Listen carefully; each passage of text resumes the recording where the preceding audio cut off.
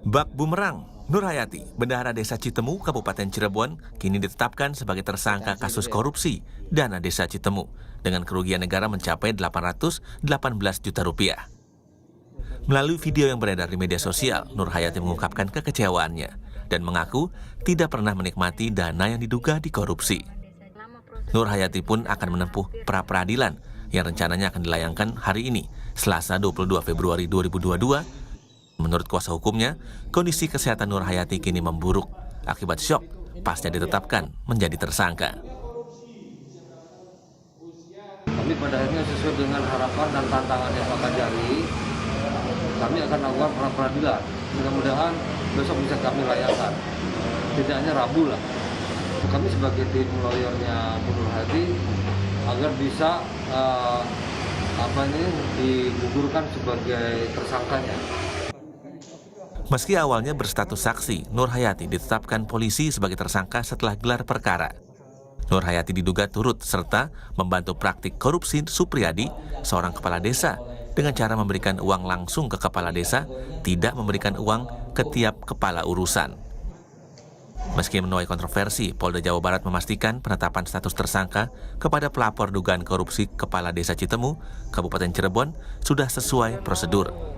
Meski demikian, Kabid Humas Polda Jawa Barat menyebut akan menerjunkan tim untuk mengecek kembali fakta-fakta hukum yang ditemukan penyidik dalam kasus dugaan korupsi anggaran pendapatan dan belanja Desa Citemu tahun anggaran 2018-2020. Jadi memang sesuai dengan prosedural.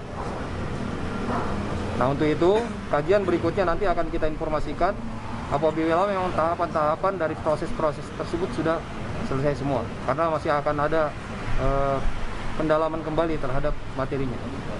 Jadi memang ini akan kita lakukan pendalaman secara detail kembali ya.